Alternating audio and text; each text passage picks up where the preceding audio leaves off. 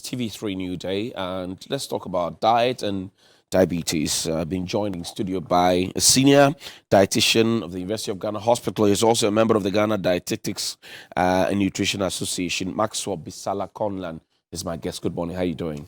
Good morning. I'm happy to be here. Thank you very much for coming. Diet and diabetes. It looks like a rhyme. It sounds like a rhyme, but really, can your food give you the condition called diabetes? Yeah, that's exactly true as you have said.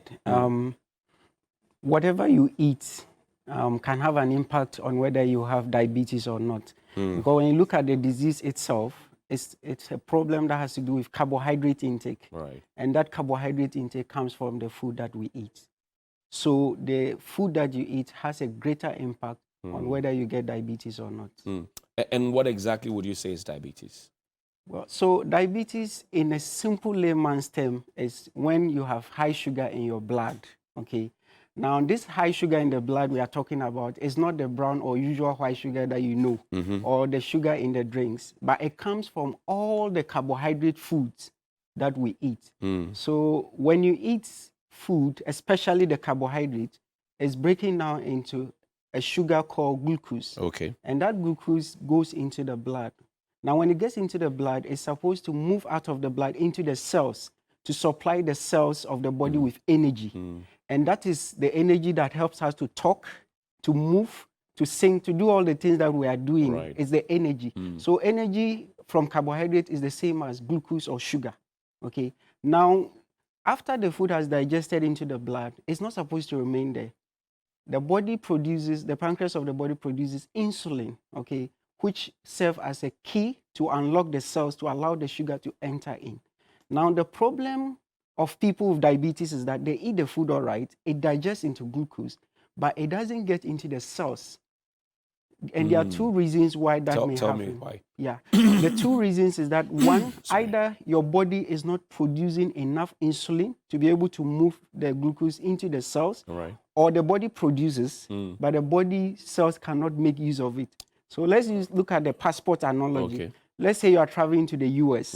You need a passport, okay? right. So the insulin serves as the passport to help the glucose to enter the cells. So if you don't have the passport, which is the insulin, obviously you can't go to where you are going. Right. Then that is the type 1. So the body doesn't produce enough at all. Okay. Then the type 2, you have the passport all right, you have the insulin, but your cells cannot make use of it. So you have the passport, but it's expired. But so it's you an still empty go back passport. to There's to no the visa. Or it's the expired. same problem. I so see. that's how the diabetes thing works. What kind of food makes people susceptible to diabetes? Yes. So when it comes to diets, one of the main things that you need to watch out is excess carbohydrate intake. Okay. Most people tend to focus so much on sugar and they forget about their carbohydrate. When you do that, you miss it. Okay. Let me tell you, I had a patient who had diabetes. Now, when he came to the hospital and we told him he had diabetes, he was in denial. The reason being that he doesn't take sugar.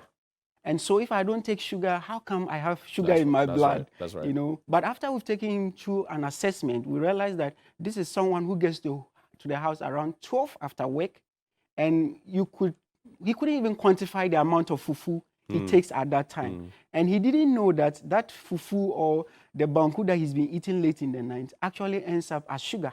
And so that is where most people get confused. So when we talk about, diabetes, we are talking about all carbohydrates in general. Yeah, so it's not just related to only sugar. Right. Now, when it comes to the food, specifically the carbohydrate, we are looking at foods that have a lot of fiber.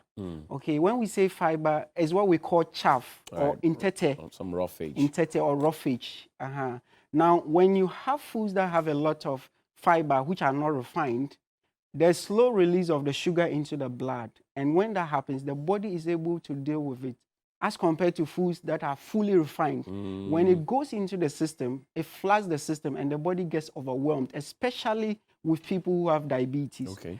An example of the foods that actually increases the sugar, number one is white rice. So if you don't The have rice that we eat. they eat. So if you don't have diabetes, you can eat white rice, but in moderation. However, if you have diabetes and you want to manage your diabetes well, you need to be careful the amount of white rice you But eat. then you're touching on a very important subject. Our staples are kenke, banku, kokonte. All of those ones are what do you call it? If you like, carbohydrate based. And you know, the way we were raised, we say we want kenke and fish. The white man will say we want chicken and chips. So the protein comes first. Ours, we prioritize the, because when you buy gobetu, then you soak the gari inside it. And now you are talking about too much carbohydrates. Yeah. What should we be eating? So that's the problem in Ghana. And when you look at over the years, our diabetes prevalence has been increasing. In 2016, WHO did a research. They wanted to find out the African countries with the most leading prevalence of diabetes. Right. And it was shocking to see that Ghana was ranked 6th in Africa. Okay, Wow. Nigeria was second, and I think South Africa was first. And when you look into it, it's just the diet. In Ghana, carbohydrate is food. That's right. Any other thing is just an addition, you know. And so, like a friend of mine went to China, they gave him soup. After that, he was now asking, "Where's the food?" And the white man said, "But you just ate." He said, "No, in my context, food is not soup. Yeah. Food is carbohydrate. Food is an addition to the soup. So that was a big issue for him. And he said he had to literally go out and sort himself because he felt they were starving They him. gave him small soup. They gave him And that soup. is the food. And that is the food. No, it's not possible. You know, It should so not happen. in our context, carbohydrate is the food. Let's look at the food grade on the table on the TV now. Yeah. So you see, your favorite gobe is there, jollof is there, ampesi is there. You know, these ones, can they give you carbohydrate diabetes? Sorry. Okay. So all foods here, let me emphatically state that can be eaten. However, if you don't have the condition, then you want to be careful the quantity of the carbohydrate you consume, especially late in the night. For most people, their issue is about late night eating. It gets to their house at 11 p.m. because of traffic. Another time you are eating almost 3 to 4 balls of banku. Somebody is eating about 3 balls of kenke, a full mountain of fufu in your asanka. That you put yourself into trouble. The battle is the loss. Yes. So those are the things that increases the risk of diabetes. So let's look at beans, for instance. Yeah.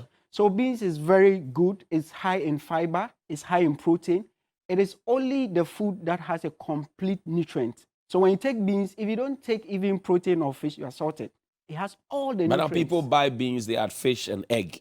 Yes. And so, then the devil uses them when they come into the air-conditioned office. Exactly. So adding fish or egg is just adding a little more protein to it. An egg or fish is okay if it's in minimal amount. But when you add too much, then you may exceed your protein limit because the protein is already coming from the beans. Right. But the problem with the beans, which is the gobe we are talking about, is that when you add a lot of fried plantain, that is where the issue is. When you add a lot of palm oil, that is where the issue is. So what happens is this excess, oil, which comes from the fried plantain and the oil, can lead to weight gain.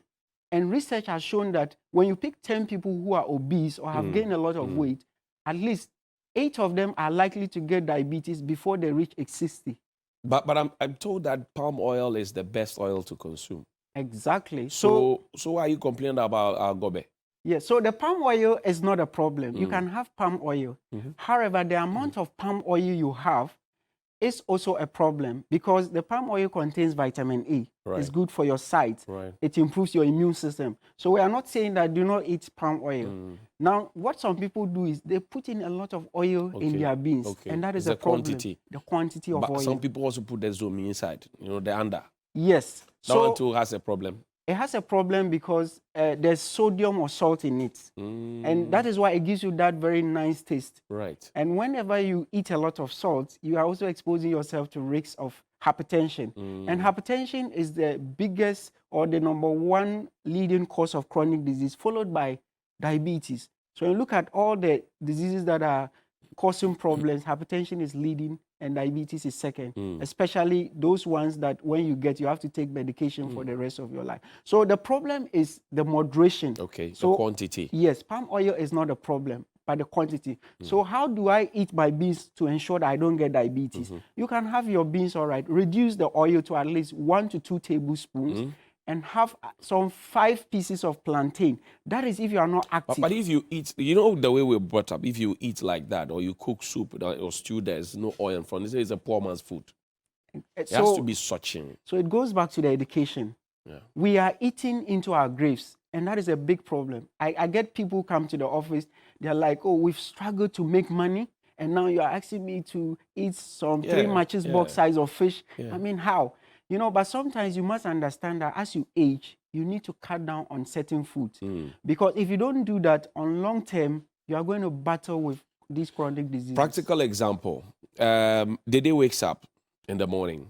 She's going to have cocoa with bread, okay? So kabo here, kabo there. Afternoon, kenke with a little fish, 2 balls of kenke, small fish, kabo there. In the evening, she eats rice. Is the day at risk? No, it depends on certain factors. One, whether she has gained a lot of weight or she's obese, okay? And 2, whether you have the family history of the disease.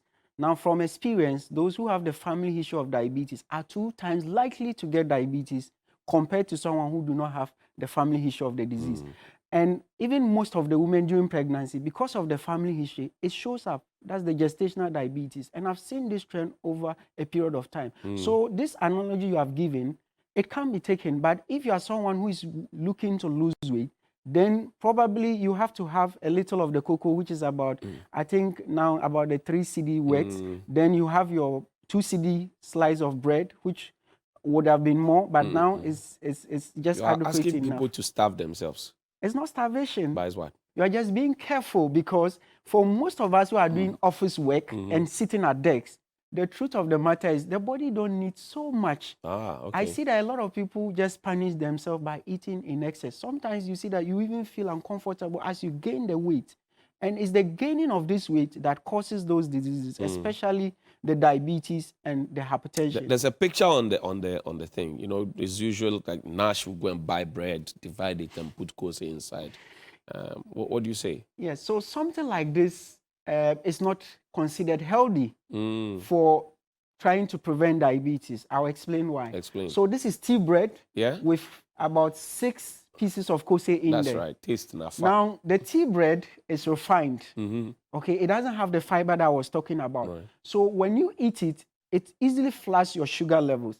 The kose is a bit okay because it has beans inside. But the problem with the kose is the oil. Now, when you pick one kose, try to squeeze the amount of oil in there. You may get almost about 1 spoon of oil. Now, in a day, every healthy individual someone who is not an active person needs to just have 2 tablespoons of oil in all the foods that he's eating. When you eat kose alone, you have exceeded your oil limit for the day. And anything you eat, you are going to end up gaining weight. So this is in excess. This can lead to weight gain. And that weight gain can increase your risk of diabetes. In terms of vegetables, I know that you would recommend that we eat a lot of fruits and vegetables. But people cannot buy it. It's expensive. The things that they can buy are the kenke. If buys 3 CDs kenke, 3 CDs, 6 CDs, or 1 asana, not in sone guso throughout the day. Now you say they should stop. You are not being realistic with us. Okay, so maybe let me make certain points clear. I'm not saying we should stop eating kenke. No, I'm not saying you are saying that. I'm saying that the things that make us survive. Okay. Yeah, because if they pay me, say, 800 Ghana cedis, I can't go and buy vegetables and because it's expensive. Yeah. So I buy 3 cedis kenke, 3 cedis kenke, chuck it with some 2 cedis fish. Bam. Okay. Then I'm drinking water. I get your point. To survive. That's a valid point, especially at the time we find ourselves. Now, you don't necessarily have to be worried about the cost of vegetables. We have local vegetables in our setting which are more cheaper. So that's why we are encouraging people to do backyard gardening. Right. We have our contomere. At least you can get 5 CDs in the market. We have our garden eggs. We have okra. I mean, we have ayoyo. When you go to up north in my region there, we have a lot of vegetables which we can get access to. Boma, ademe, ayoyo, alefu, sure. So those things, don't worry yourself going to buy broccoli when you're a Ghanaian. I mean, note of your local vegetables and go for the cheaper options. Now, if that is still a problem, the most important thing you can do is just cut down on the amount of carbohydrate. That will still reduce your risk, even if you don't have vegetable. The problem why if you don't add vegetable, you struggle is that then you will not get satisfied. And then there's an urge to eat more carbohydrate. What you can do is to have more soup.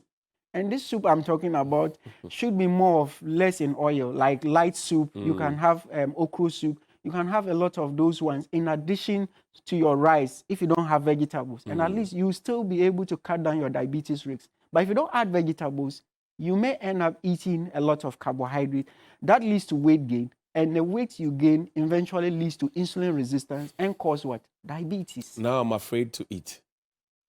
Well, you shouldn't be afraid. You shouldn't be afraid. What I'm just trying to communicate is that anything you do should be what? In moderation. Because what role does water play? My final question. What role does water play, drinking a lot of water in trying to prevent diabetes? yes, so water plays a very vital role. One, it doesn't increase your diabetes risks. It helps the body to excrete excess sugar if it's in the blood. And then it also makes you eat less. So when you are eating and you are drinking water, you get full. And then the urge to eat more will be lesser. So it's encouraged that if you want to work on your weight, you should be drinking a lot of water alongside eating. Okay. And at the same time, I thought that people tell us to wait for some time until we drink or drink before we eat. There's no scientific evidence as to when to take water. Okay. In fact, that thing out there is not based on evidence. For instance, if you are eating a food that is choking you, should you say that you should wait after some time before you take then the time you drink the water, you would have passed on. So there are certain things that does not make logical sense. And based on evidence, there is no evidence to that effect. You can take water during food, after food, or before eating. Anytime you feel comfortable, it is allowed.